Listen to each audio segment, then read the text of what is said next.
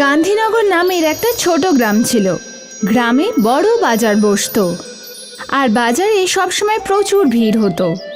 গরমকালে এইসব ভিড় বলদেবের পেপসির দোকানে লেগেই থাকতো। আরে বলদেব কাকা, আমাকে কমলা রঙের পেপসিটা দাও।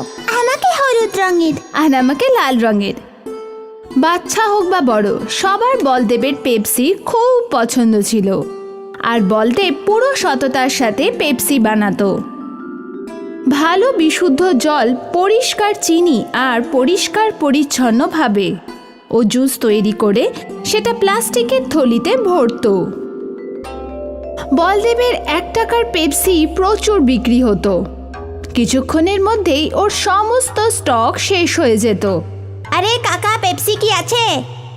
না বাবা, সব শেষ হয়ে গেছে, আর কালকে এসো। বলদেবের দোকানের সামনে পবনের দোকান ছিল। পবন আইসক্রিম বিক্রি করত, কিন্তু গরম হওয়া সত্ত্বেও ওর আইসক্রিম বিক্রি হতো না। জানি না এই বলদেব নিজের পেপসিতে কি মেশায় যে সব গ্রামবাসীরা শুধু এরই পেপসি খায়। 1 টাকার পেপসি কি করে স্বাদ হবে বলো তো? আমার আইসক্রিমটা তো নষ্টই হচ্ছে। স্বাদের ব্যাপারে বলতে পারবো না, কিন্তু ওটা আইসক্রিমের থেকে সস্তা মনে হয়, এই জন্যই ওটা বেশি বিক্রি হয়। হ্যাঁ, সেটাই হবে হয়তো। তুমিও তো যদি পেপসি বিক্রি করো কেমন হয়? আরে কিন্তু পেপসি বানাবেটাকে? পেপসি বানানোর দরকারটাই বা কি? বাজারে অনেক কোম্পানি পেপসি বিক্রি করে, তুমিও ওদের থেকে কিনে বিক্রি করতে পারো। ভাবো, প্রচুর লাভ হবে। আইডিয়া তো খুবই ভালো। কালকেই শহরে গিয়ে অনেকগুলো পেপসি কিনে নিয়ে আসবো। ঠিক আছে। পরের দিন সকালে পবন শহর থেকে অনেকগুলো জুস ভর্তি পেপসি নিয়ে এলো, আর ওই সবগুলো নিজের ফ্রিজে রেখে দিল। ভালো করেছো, এবার বাইরের বোর্ডে লিখে দাও যে এখানে পেপসি পাওয়া যায়।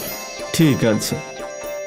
পবন বোর্ডে লিখলো যে এখানে পেপসি পাওয়া যায়, আর সেটা নিজের দোকানের বাইরে লাগিয়ে দিল।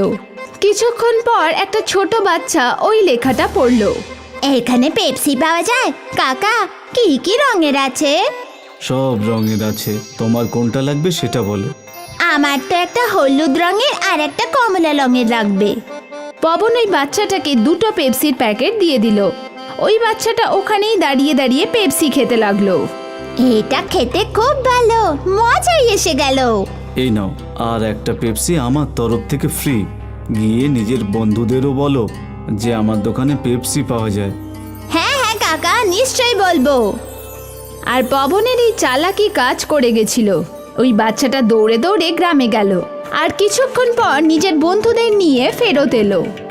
এটাই ওই দোকান। আমারও 2টো কমলা রঙের দরকার, আর আমার 3টে লাল রঙের। পবন সবাইকে পেপসি দিয়ে দিল, আর তক্ষুনি অনেক লোক পবনের দোকান থেকে পেপসি কিনলো।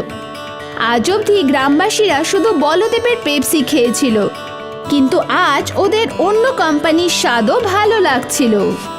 আরে বাহ, এই কালো রঙের পেপসি তো আমি প্রথমবার খাচ্ছি। আরও অনেক রকম স্বাদের আছে, লেবুর জল, কোকা কোলা, কমলা লেবু, সব রকম। বাহ বাহ বাহ, এবার থেকে তো প্রতিদিন আলাদা আলাদা স্বাদের পেপসি খাবো। পবনের পেপসির বিক্রির জন্য বলদেবের দোকানে গ্রাহক কমে গেছিল। আমাকে একটু ধৈর্য রাখতে হবে। পবন নতুন নতুন পেপসি বানাতে শুরু করেছে, তাই গ্রামবাসীরা ওর দোকানেই যাচ্ছে। কিন্তু আমার বিশ্বাস যে ওরা সবাই ফিরবে। বলদেব নিজে নিজে নিজেকে সান্ত্বনা দিচ্ছিল। কিছুদিন ধরে পবনের দোকানে পেপসির জন্য ভিড় উপচে পড়ছিল, আর এখানে বলদেবের ব্যবসা বন্ধ হয়ে গেছিল। গ্রামের প্রধান বলদেবের দোকানে এলো। কি হয়েছে বলদেব? খুব চিন্তিত দেখাচ্ছে যে।